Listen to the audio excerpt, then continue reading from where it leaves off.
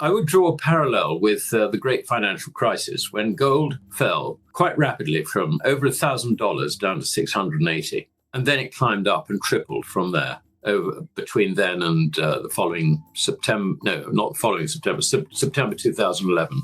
We have an economic system which is basically run by neo-Keynesians. They don't understand gold. They don't like gold. They think gold is a pet rock. It is the gold standard is a relic from the past. They don't see that gold is part of the monetary system. They think it's just a hangover. Now, when you've got investment managers who have all gone to university or certainly high school and learned that form of economics, you can understand why their reaction under circumstances like this is to see gold as something you take profits in. And your idea of zero risk is cash in your accounting currency. And that basically is what everybody's been doing. They're saying, gosh, terrible risk. No, if you're a US fund manager, what do? You sell things for cash, and if you're a foreigner, you sell things for cash in your own currency. It's a process which actually is only just starting, certainly as far as the dollar is concerned, which is over-owned abroad. I mean, and you've got an awful lot of dollars are owned by Middle Eastern nations. I mean, I'm thinking Saudi Arabia, the United Arab Emirates, and also Kuwait. I mean, these are if you look at the ownership of financial assets, those are the three big ones in the area. Now, do they sell gold in order to pay the bills, or do they sell dollars to pay the bills? I mean, people think they sell gold, but they don't. They sell dollars. Of course they do. And of course, this Keynesian approach doesn't apply to Asia, because they've either never read an economics textbook, or else they go on their own gut feelings, and that is, get rid of this rubbish paper. So you can see that these are the circumstances that are prompting massive flows, almost just draining liquidity of physical metal out of our exchanges going into China. And the shortage in China is so acute that the big banks are rationing their customers when it comes to investment bars. They're saying, we have so much available on this day, and by 1 minute past 9, it's all gone, just gone. There's another, I think it was the China Construction Bank, is now holding a sort of a lottery for its customers who want to invest in gold. You have in China, you have got savings accumulating at the rate of $5 to $6 trillion every year.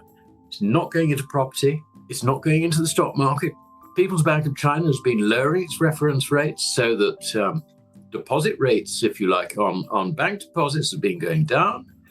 These banks always offer gold accumulation accounts. You just open a gold accumulation account and you buy gold. Why do you buy it? You buy it because it's going up.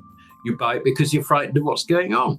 You buy it to get out of to hedge, if you like, the whole of the currency system, because gold is your only hedge. You're not allowed to deal in foreign currencies in China. There is an exchange control regime. There is an exchange control regime also in India.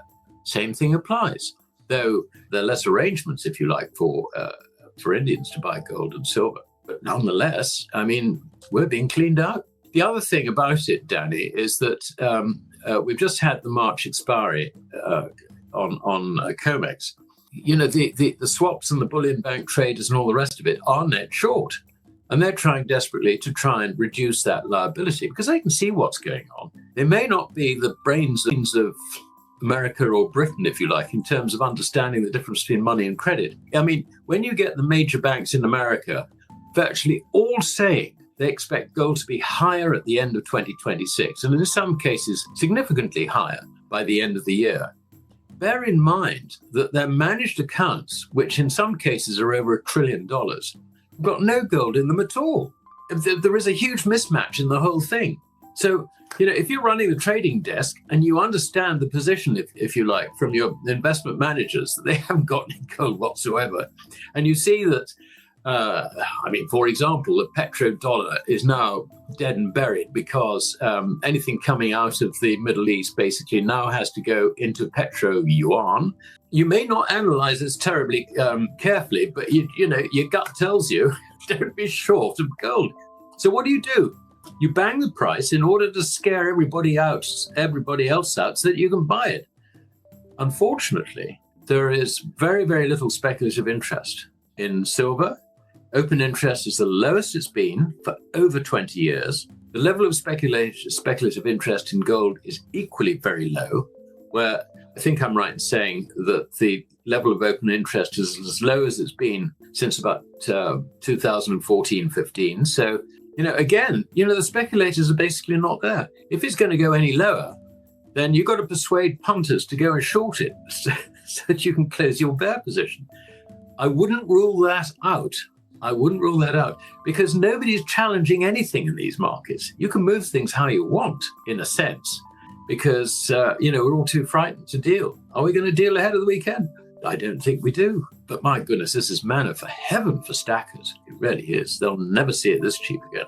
So you mentioned the crisis in 2008. So gold at that time had reached a high of a little over $1,000, $1,036. It plummeted down to a low of 678. That is about a 34% drop from the high to the low. Well, if you apply that 34% plunge in gold prices, you would get around $3,600 gold. Do you think we get that low? I doubt it, personally. But there is a big difference between 2008-9 and today. And that is today, the central banks are aggressive buyers of gold. Any physical, it just gets mopped up. All you're looking at on this chart is what the paper's doing. I think that's the key to understanding it. Yeah, I can see it going down. I can see it maybe breaching that low we had, 2 weeks ago, but not by much. That would be my guess. Are you a buyer of metals at this level? Oh, yeah. They've been left behind. The key to this, of course, again, Keynesians. Look, this is how the Keynesians look at it, or the macroeconomic boys look at it. They think this oil story is very, very bad for the economy. It looks like bond yields are going to rise, reflecting the risk, if you like, of lending money to someone in a foreign currency. Okay, I'm with them so far on that. They then say that this means that you will get a deep economic recession. Now, this is where we differ from these guys. If you get a recession like that, then demand for metals and commodities and all the rest of it will fall off a cliff. The supply doesn't, therefore the prices plummet. That's the Keynesian interpretation, okay? What they don't understand is that the moves come more from the changes in the value of the paper currency than from the commodities themselves. What I mean by that is that under these circumstances, the purchasing power of the dollar will decline. Why? Because the first thing that the Fed will do under these circumstances is massive QE. They will debauch their own currency. So the purchasing power of the dollar goes down and down and down and down. So prices, which reflect that falling value of the dollar, go up and up and up. So the answer is yes, I would buy base metals, of course. The other thing, there is a slight kicker on this too. That's just sort of normal circumstances, but today is rather different because you've got China, which has set itself up basically to continue to work through these problems, which are essentially our problems. And so the Chinese demand, if you like, for raw materials, etc., will continue to bolster prices in real terms.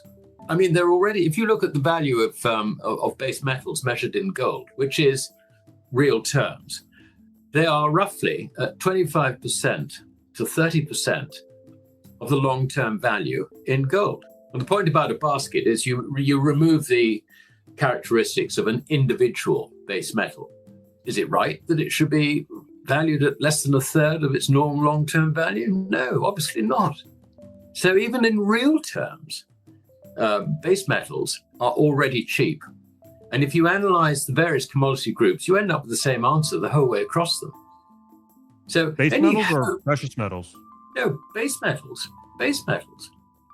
So, I mean, a lot of that is because, the value of gold measured in fiat currencies has risen, whereas they haven't in base metals. So you can see that base metals have become cheap relative to gold. I mean, a Keynesian would say, well, of course, gold is no longer part of the system and it's a load of, we've moved on from the days of gold and all the rest of it. So, forget that. But, I mean, the rest of the world isn't forgetting it. Why do you think the Chinese are buying it? Why do you think the Russians? I mean, the whole of the rest of the world. I mean, we are what? 1.2, 1.5 billion of the global population. The rest of the world's population basically understands that real money is gold, not our paper currencies. So, I mean, we are in a minority and we are full of our own hubris, if you like, which is really what Keynesianism, macroeconomics is all about. It's all about, well, the government can control everything. The government has the right to run our affairs, to run our money, to ensure that everything is for the better public good. We know that doesn't work. Come on, you go into classical economics, just go into life experience, and you'll see that that is not the case. The government is the most appalling manager of anything. I mean, just look at the US government and the Middle East. Are they making a success of this? Are they being so clever? I mean, come on. They can't organize light refreshment to a captive audience, and nor can our government either.